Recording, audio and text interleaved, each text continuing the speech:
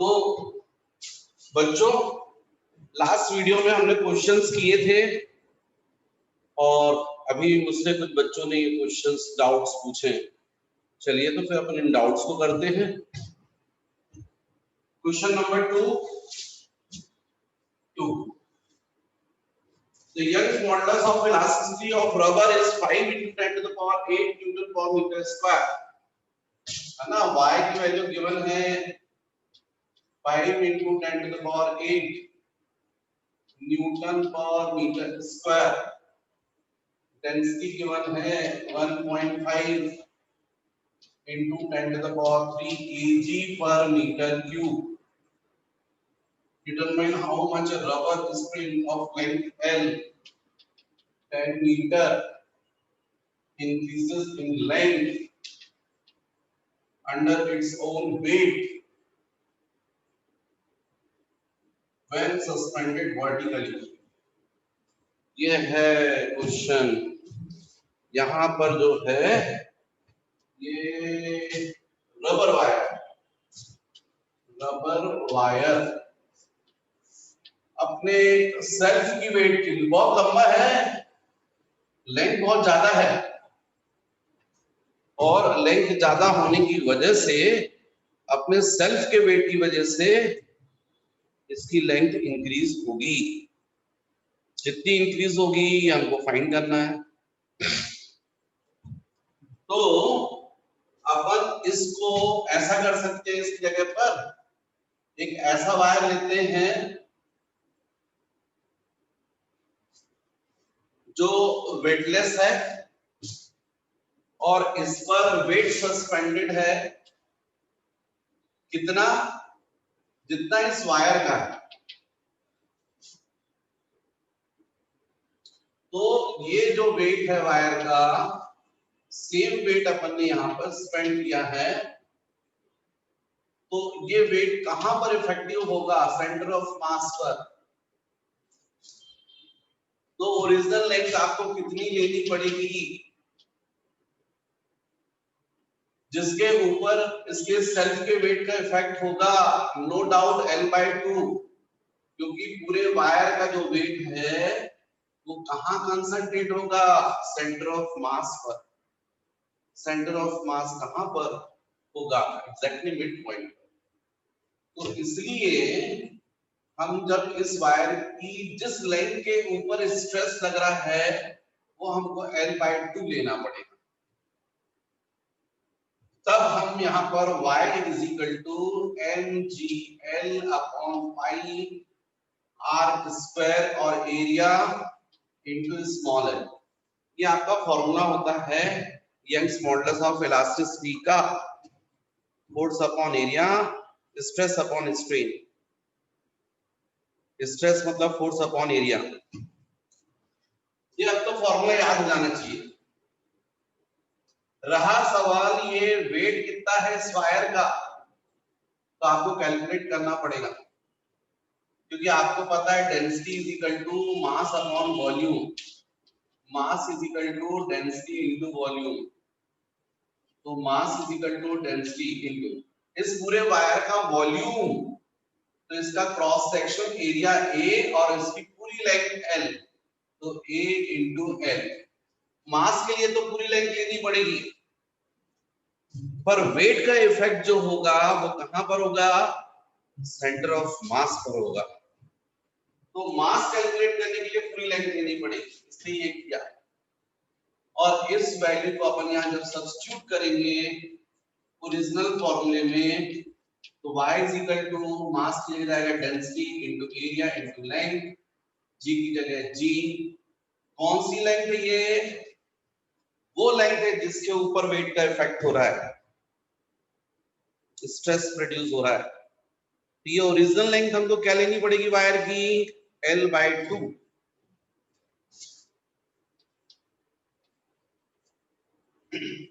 Divided by A into small l। A cancel. अब यदि हम क्रॉस मल्टीप्लाई करेंगे बच्चों, तो small l is equal to आ जाएगा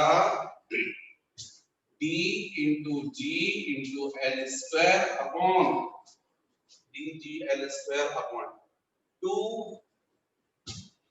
into Y।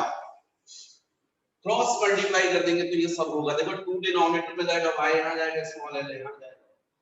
मैं हर न्यूमेरिकल्स में, हर क्वेश्चन में शॉर्ट ट्रिक बना सकता हूं। कुछ टीचर्स बोलते हैं कि इस न्यूमेरिकल के लिए देखो ये शॉर्ट ट्रिक फॉर्मूला याद कर लीजिए, इसमें केवल वैल्यू सब्स्टिट्यूट करोगे तो आंसर आ जाएगा।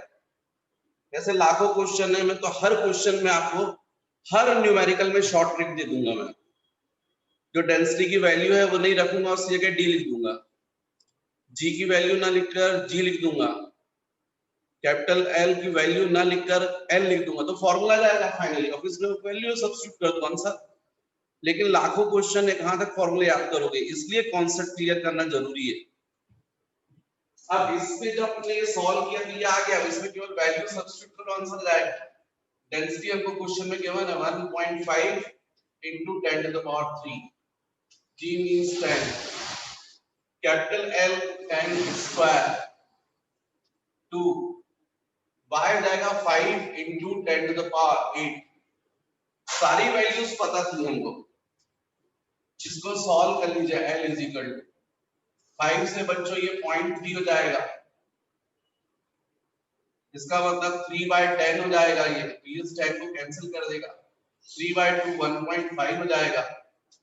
फिर जाएगा ये 10 तो चला गया पॉइंट की वजह से, 10 to the power 3, 10 to the power 2, 10 to the power 5 होता है, और ये 10 to the power 8 डिनोमिनेटर में ऊपर जाएगा तो माइनस दिया जाएगा फाइनली मीटर, या L is equal to 1.5 millimetre, क्योंकि 1 मिली is equal to होता है 10 to the power -3, तो 10 to the power -3 की जगह अपन लिख सकते हैं मिली। तो इस तरीके से हमारा आंसर आया 1.5 मिलीमीटर, इसी को हम बोल सकते हैं 0.15 सेंटीमीटर। तो ये हो गया क्वेश्चन नंबर 2। फिर उसके बाद आपको वो सब पूछा है क्वेश्चन नंबर 5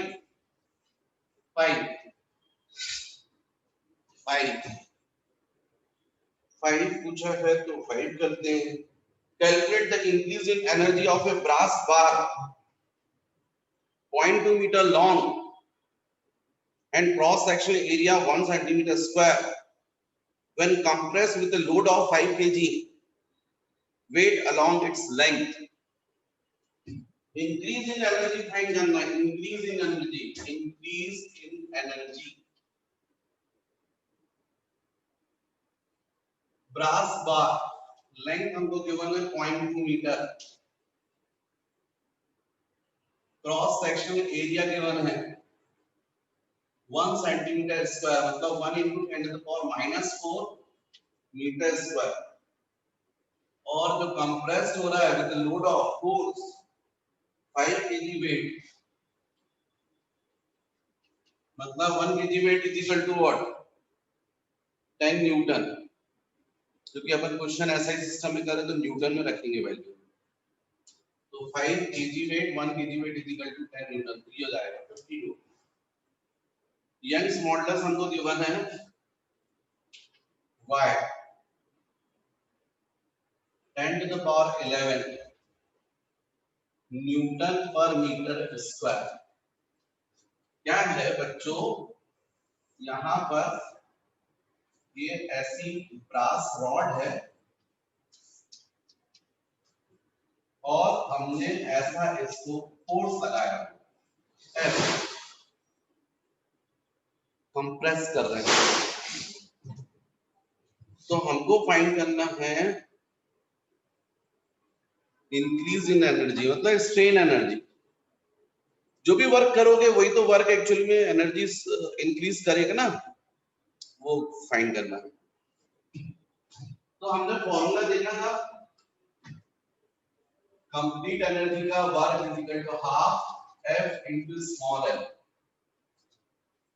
एक ये फॉर्मूला था, एक फॉर्मूला था half stress into strain, stress into strain into volume, volume. एक ये फॉर्मूला था और एक और फॉर्मूला था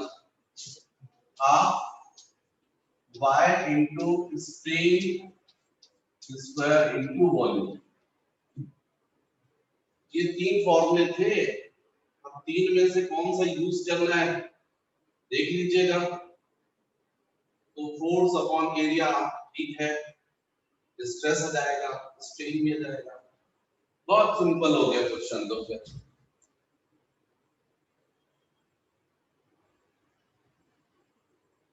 कौन सा फॉर्मूला यूज कर ले, यही वाला कर लेते हैं लास्ट वाला। हालांकि फर्स्ट वाले से भी हो जाएगा, चलो छोड़ो, किसी से भी कर लो, अलग करो। तो हमको पता है y is equal to f upon a upon small l upon capital L। y is equal to Young's modulus of flux। तो small l upon capital L is equal to f upon y into a, cross multiply करोगे तो, और इस l को करोगे तो यहाँ हो जाएगा चेंज इन लेंथ। यहाँ पर वैल्यू रख दो तो w is equal to half f into L upon y into of a। तो इस बेसिस पर w is equal to half f square into capital L upon y into of। इससे आ जाएगा w is equal to half force 50 Newton तो 50 square capital L 0.2 y young modulus of elasticity 10 to the power 11 area 10 to the power -4। Solve कर लीजिएगा, answer आ जाएगा w is equal to इतना joules आ जाएगा। क्या हो रहा है ये 2500 into 2 5000 divided by 10 500। अरे काहे के लिए भाई, कितना हुआ फिर से 2500 into 0.2 मतलब 2 by 10 एक 10 कैंसिल 250 into 2 तो कैंसिल हो गया 250 into 10 to the power, ये ऊपर जाएगा सब 11 minus 4 7 हो गया, ऊपर जाएगा तो -7 हो गया। मतलब W is equal to 25 into 10 to the power -6 joule. इतनी जो है एनर्जी इंक्रीज होगी। कौन सा क्वेश्चन था ये, फिफ्थ का आंसर क्या है 24.01 into 10 to the power -6। हाँ ठीक है 25 और 24.0 ज्यादा फर्क नहीं है एक्चुअली में।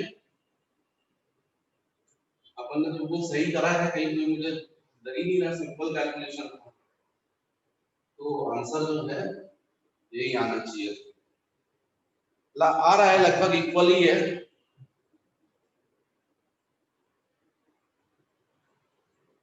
वो इसलिए फर्क आ रहा है क्योंकि ये जो ना 5 kg वेट, ये 10 जो किया 9.81 ले लेते नहीं थी अपन, तो आंसर बिल्कुल मैच कर जाता।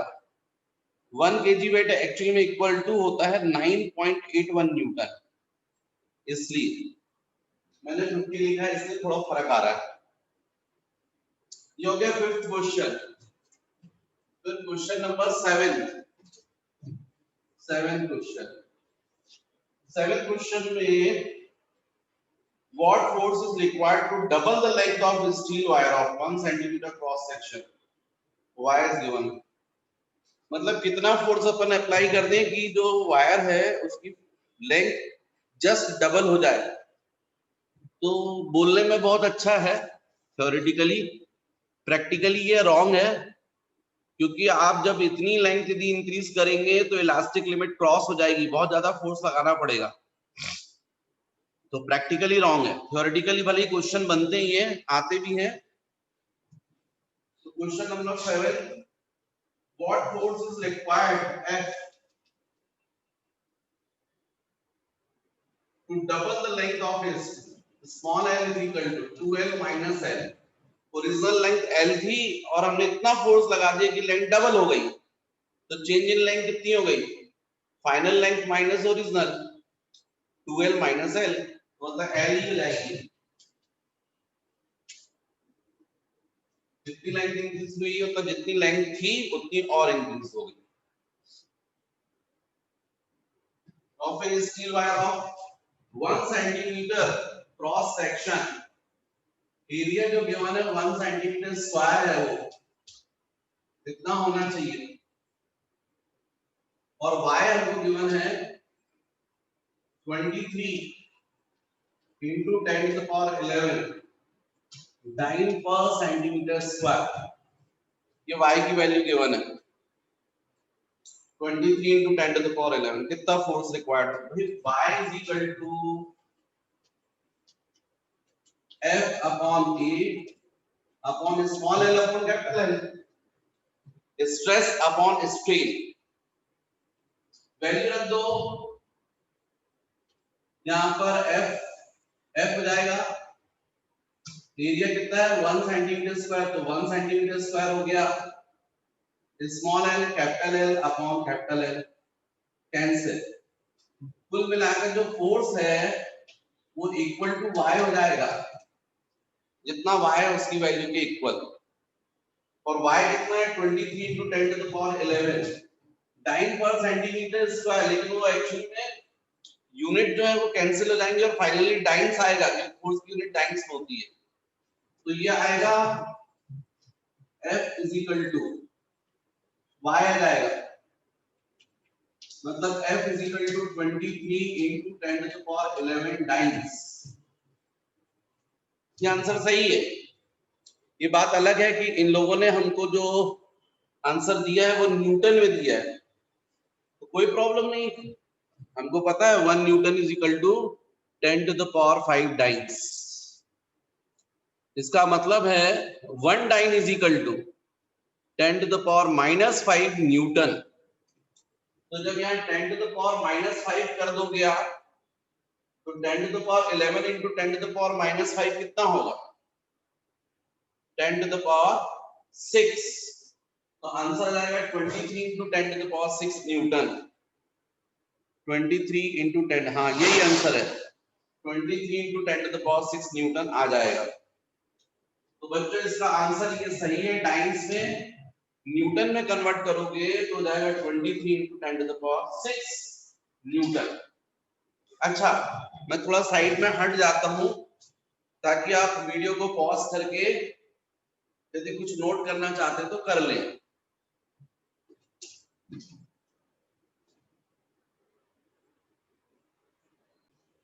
यहाँ पर जो फोर्स आया था आपका वो सीरियल सिस्टम है 23 into 10 to the power 11 times, लेकिन actually 1 newton is equal to होता है 10 to the power 5 टाइम्स। इसका मतलब 1 dyne is equal to 10 to the power -5 newton. तो आप इसी को लिख सकते हो 23 into 10 to the power 11 into 1 dine, और 1 डाइन की जगह लिख सकते हो 10 to the power -5 Newton. Finally solve करोगे तो जाएगा 23 into 10 to the power 6 Newton, और ये आपका आंसर है।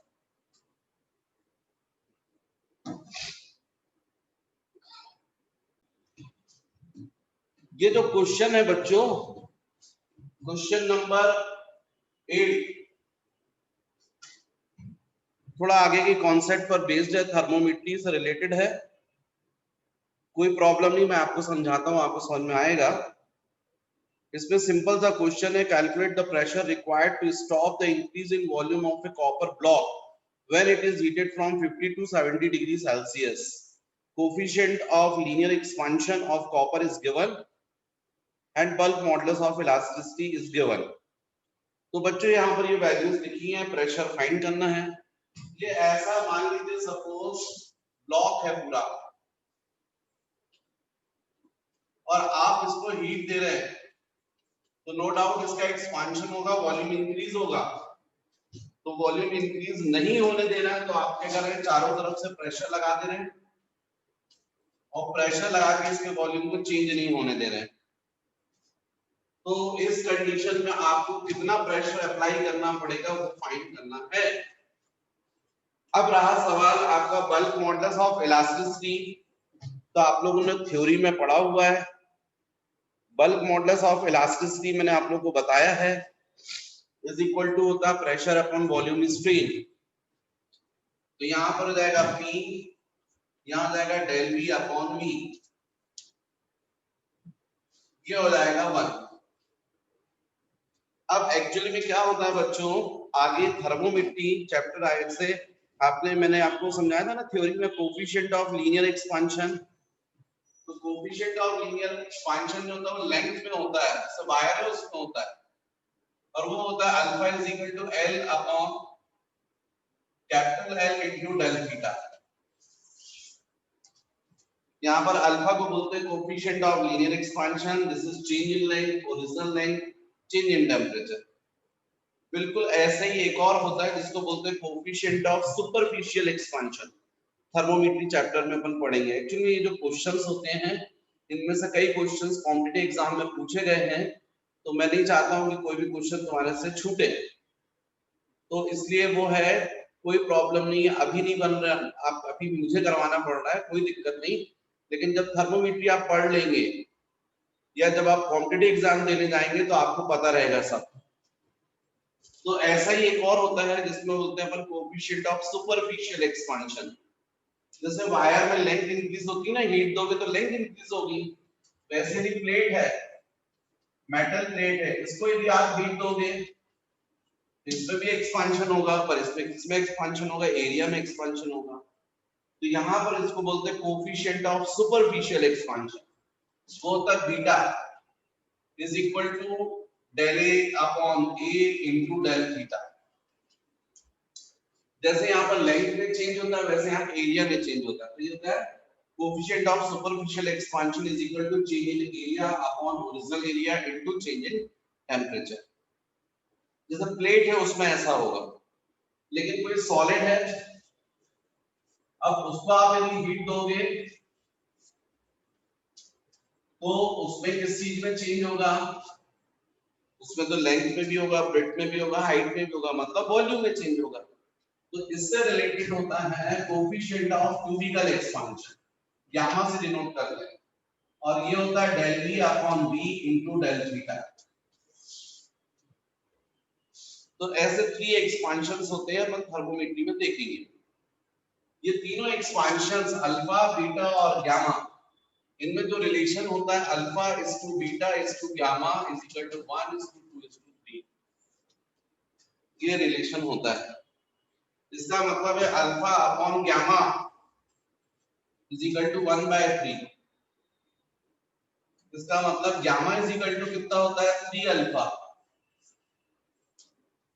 तो जो कोएफिशिएंट ऑफ क्यूबिकल एक्सपेंशन होता है वो कोएफिशिएंट ऑफ लीनियर एक्सपेंशन का 3 टाइम्स होता है।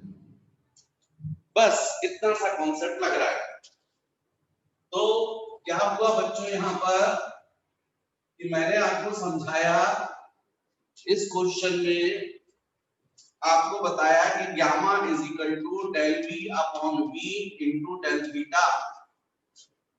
इसका मतलब क्रॉस मल्टीप्लाई करोगे तो gamma into del theta is equal to del V upon V।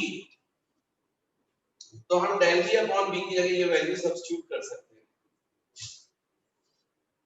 तो यहाँ K is equal to P upon del V upon V की जगह जाएगा गामा इनटू डेल थीटा, मतलब प्रेशर इज इक्वल टू जो भी प्रेशर अप्लाई किया is equal to gamma into K into del theta.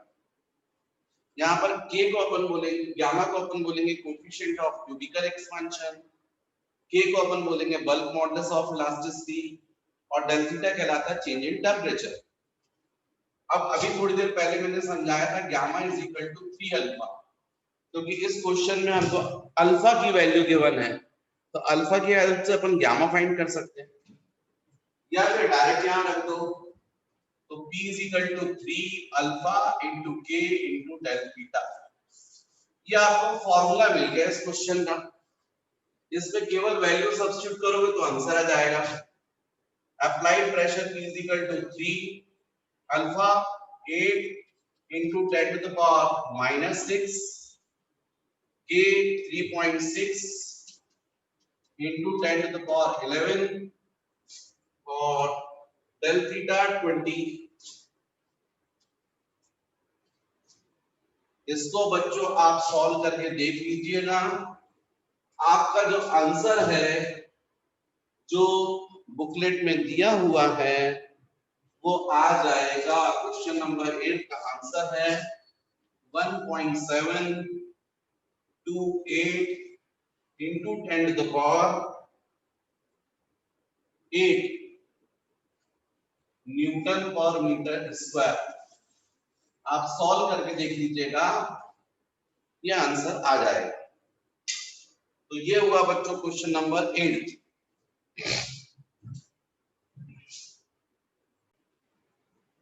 तो नेक्स्ट है बच्चों question number 9।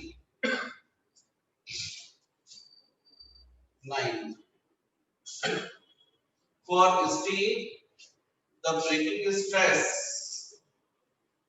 is 8 into 10 to the power 6 Newton per meter square, and density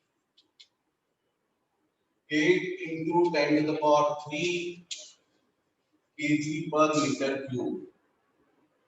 Find the maximum length of steel wire which can be suspended without breaking under its own weight.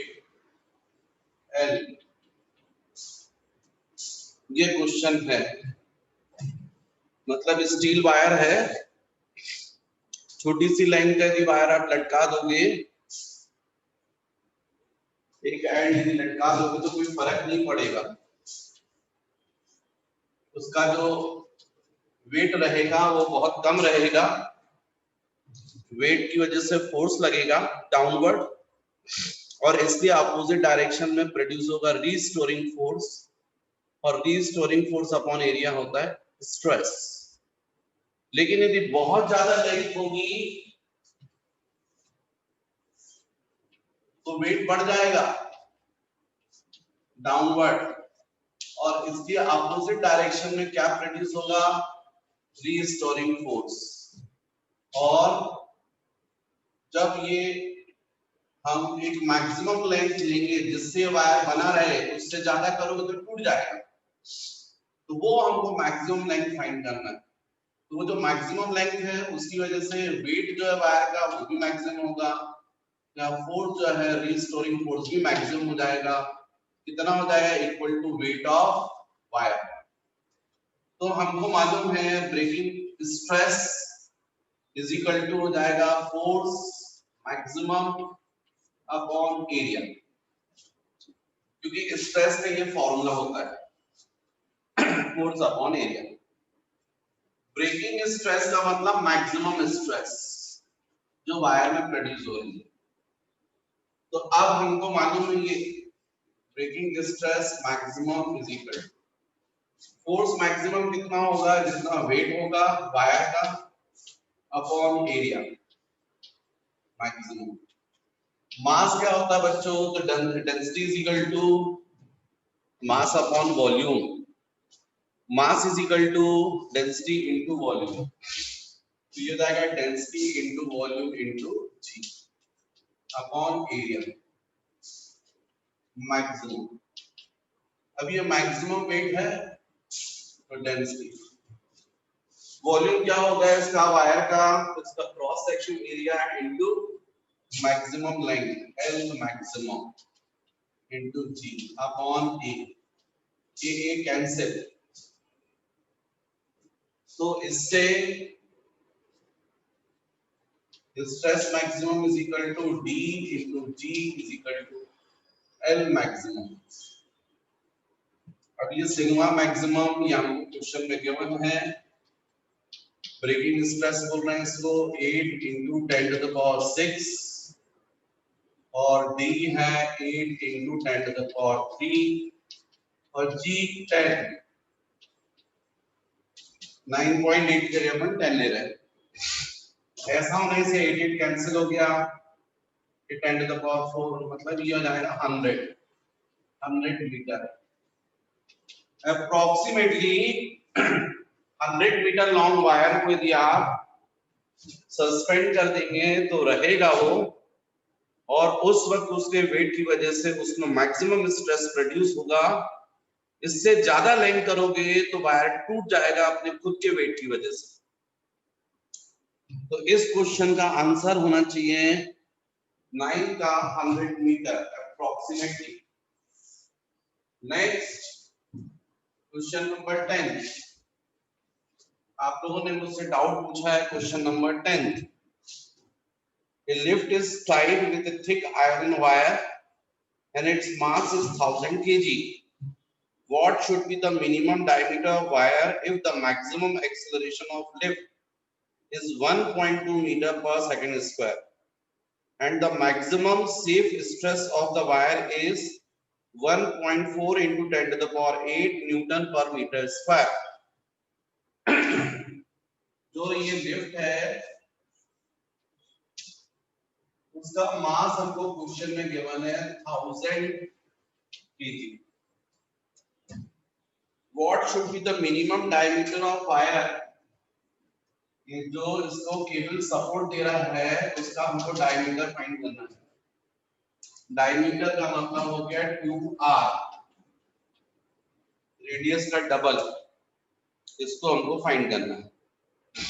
जबकि question में बोला गया है what should be the minimum diameter of wire if the maximum acceleration, ये maximum ये कितना है 1.2 metre पर second square and maximum safe stress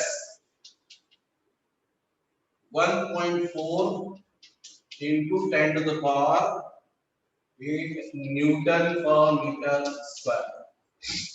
ये क्वेश्चन में हमको बोला गया है। तो बच्चों maximum acceleration in the lift का है किस कंडीशन में मैक्सिमम स्ट्रेस प्रोड्यूस होगा?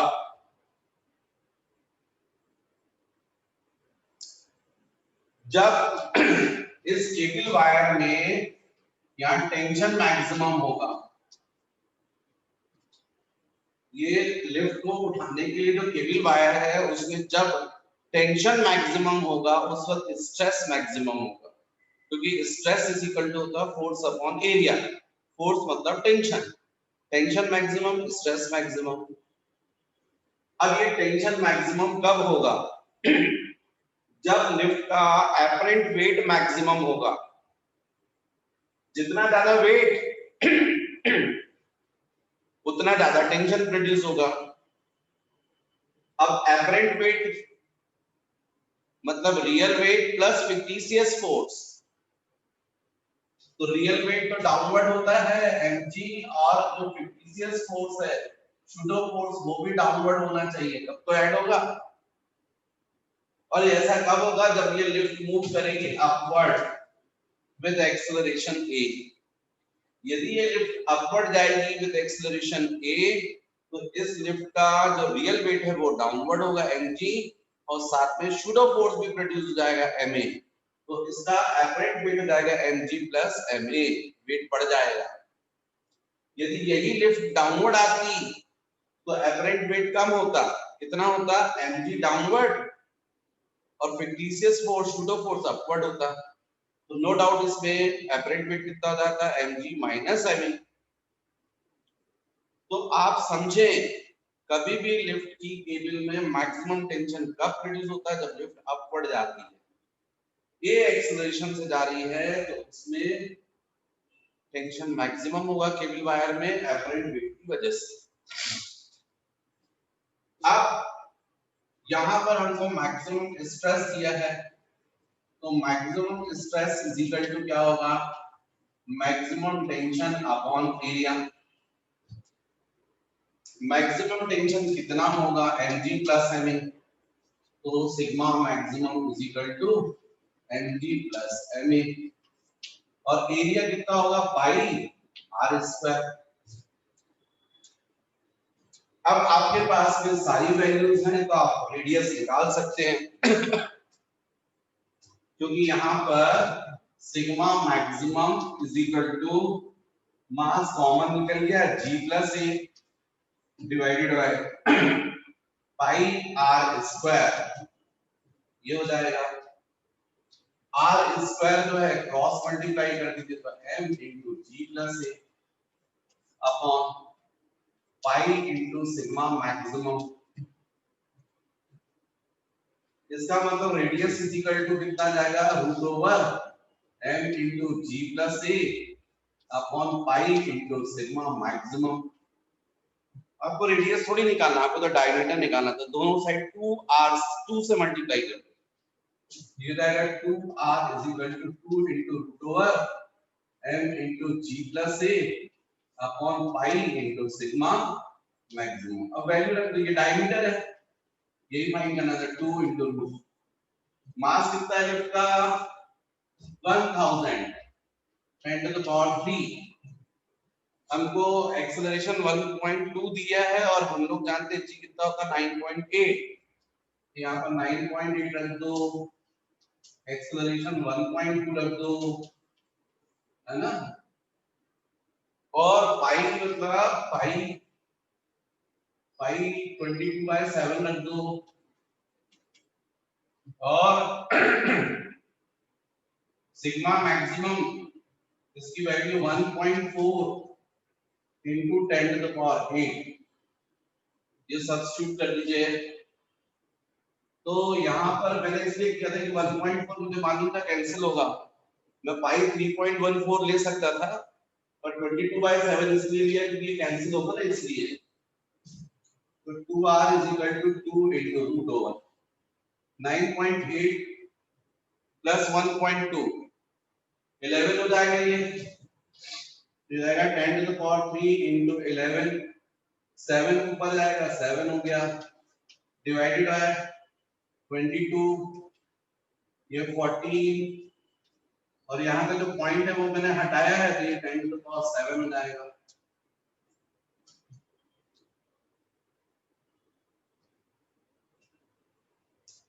अब यदि हम इसको सॉल्व करें,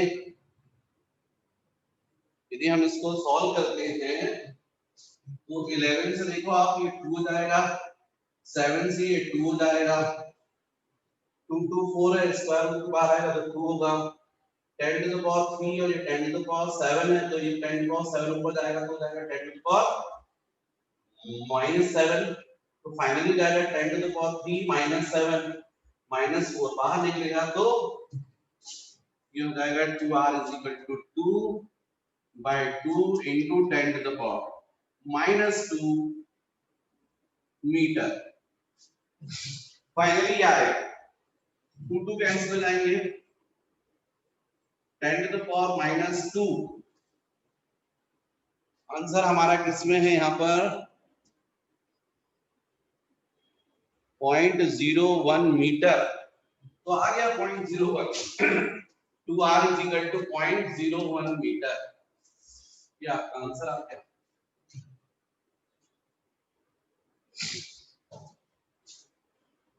मैं एक बार हट जाता हूँ बच्चों, ताकि आपको यदि कुछ नोट्स बनाना है तो आप बना सकते हैं, नोट कर सकते हैं आप क्वेश्चन को पॉज करके।